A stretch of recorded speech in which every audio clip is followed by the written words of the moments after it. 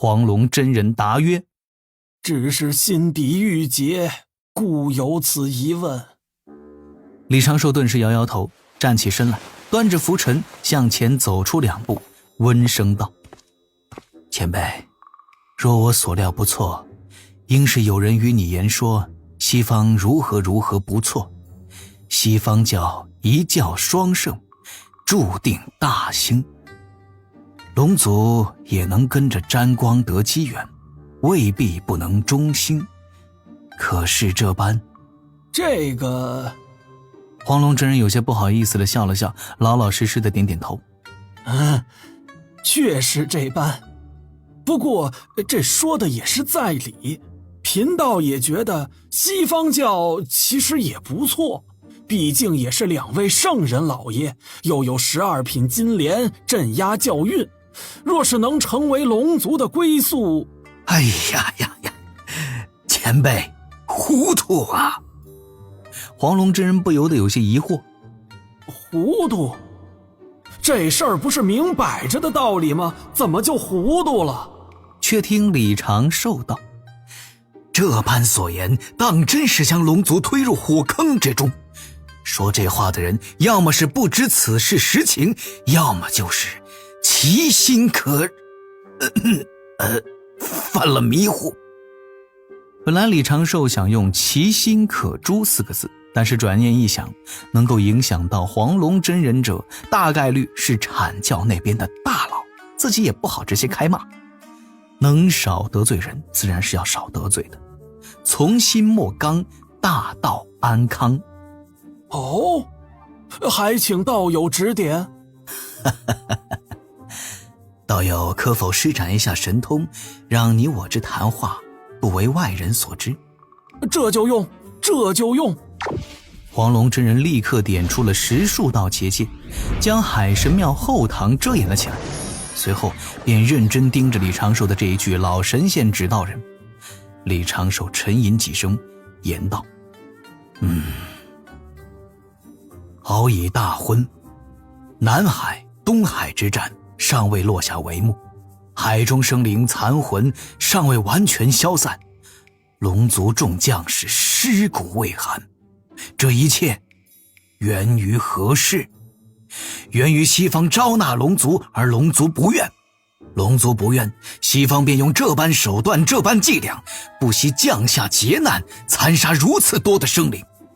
西方无义、寡德、表里不一，何以称之为明主？又如何可作为归宿呢？黄龙真人略微点头，刚想开口，又听这位海神道友说道：前辈刚才所言，归顺西方能得中兴之机缘，此更是谬言呐。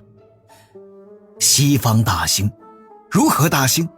无外乎广纳高手，积累功德，得天道认可。龙族若加入西方教，西方教想必会善待4海龙王各位龙族的长老，可是其他龙族族人的下场又会如何呢？无外乎又是今日之深海妖族、海族叛军的翻版呐。为西方随意驱使，做那些迫害生灵之事。前辈想过没有，西方为何要收服龙族？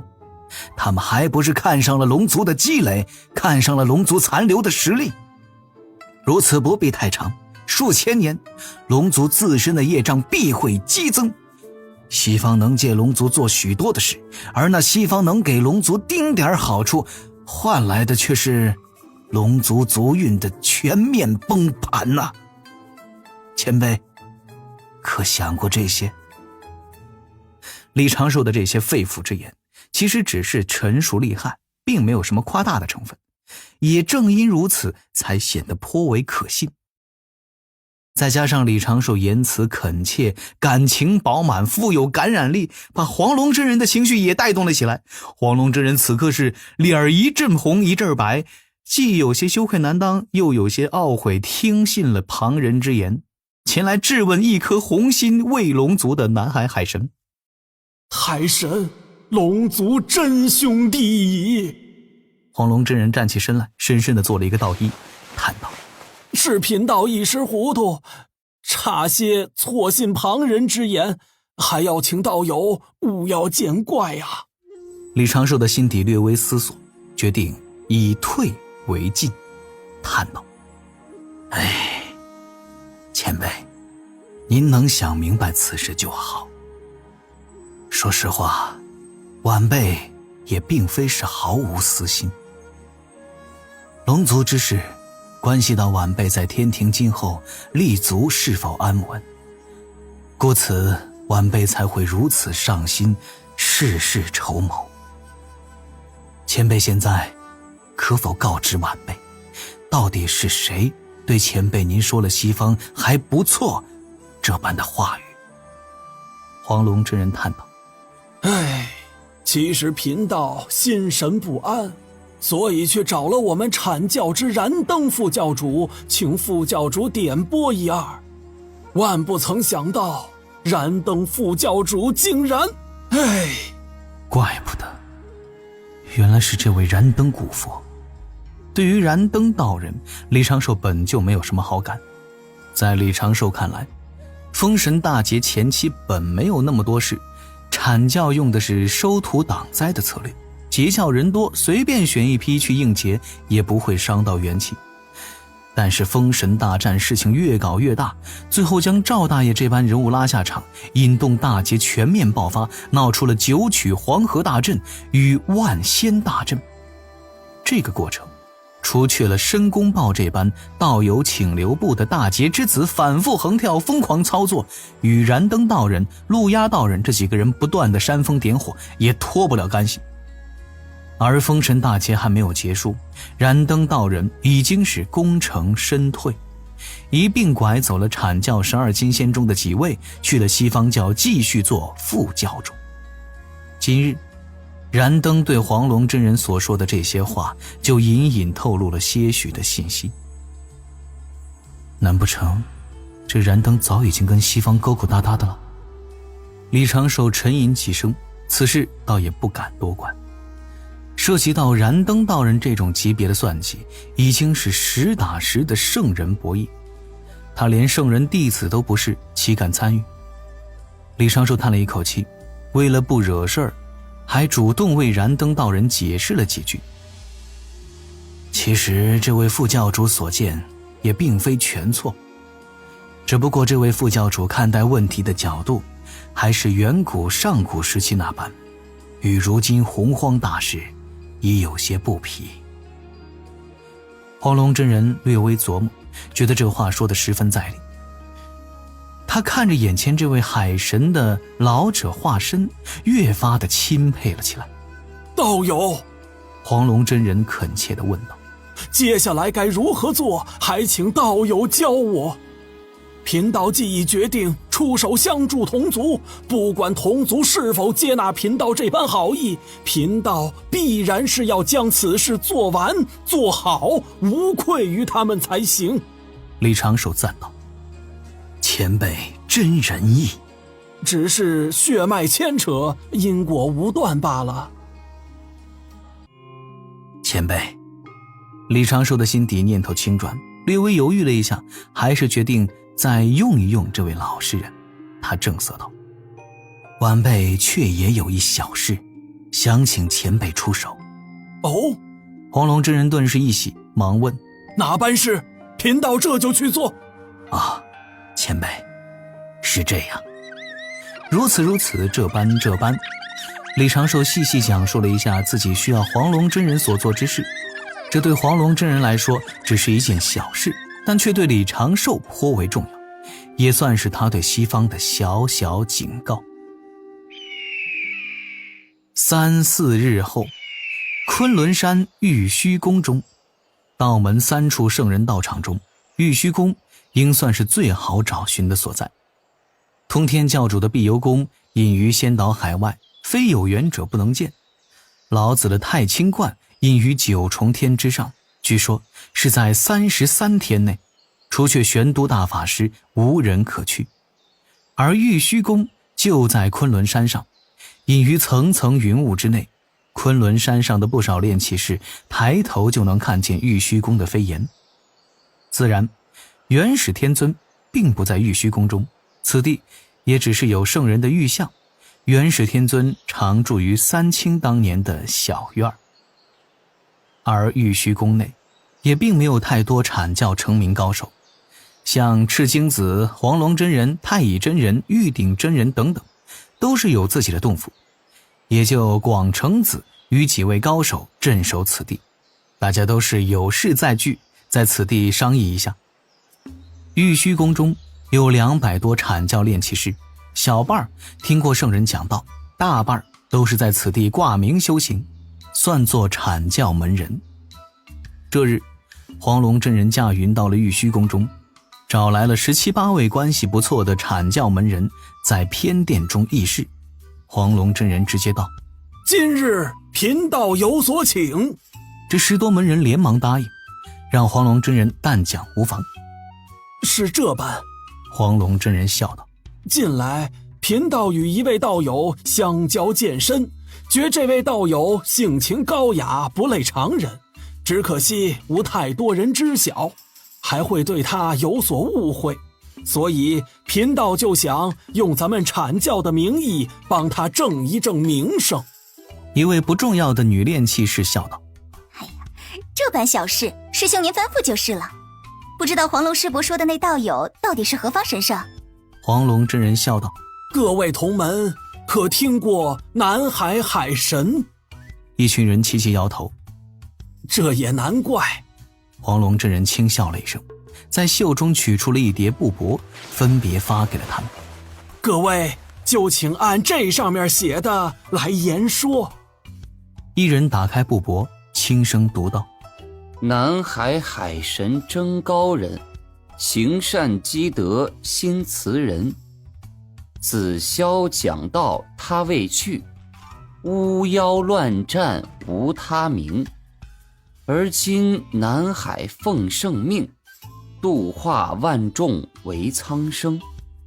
天地无常道无宁，海神教中有真情。这人读完，阐教众仙轻笑了几声。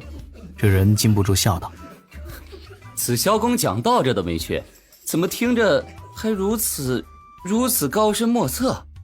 黄龙真人正色道：各位莫要多问，此事关系甚大。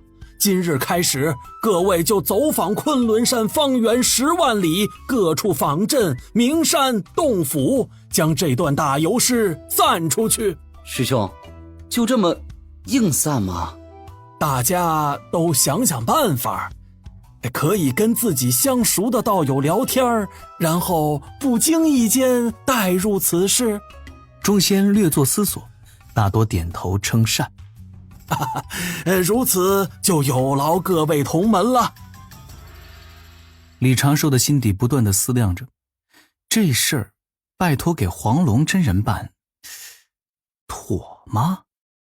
虽然事儿是小事儿，但是他跟黄龙真人也不算太熟，心底总归还是有些担心的。主要也是怕这位黄龙真人再着了旁人的套路。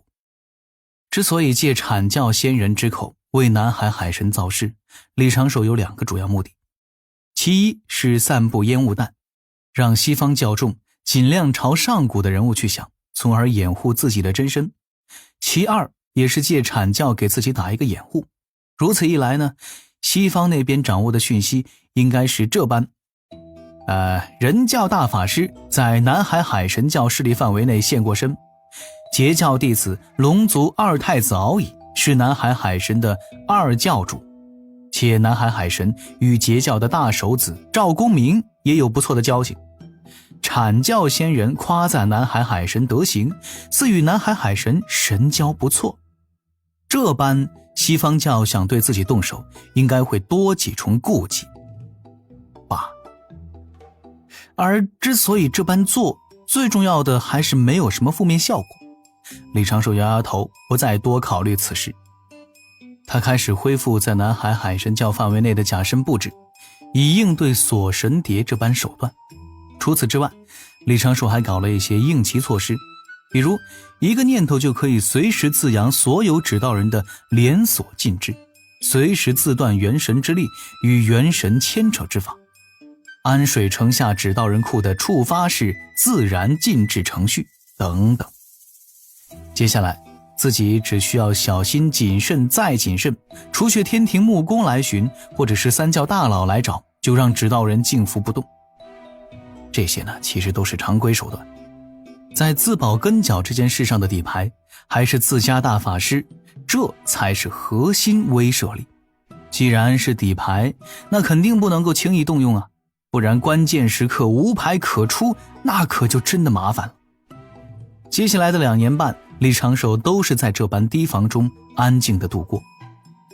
海神教范围内，偶尔可以见一些行踪诡异之人，但是大多都是查探，并未有庞事发生。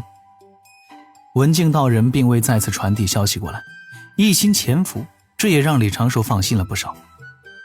人教并不需要文静道人做这点小事，只需要文静道人后面搞一波大的。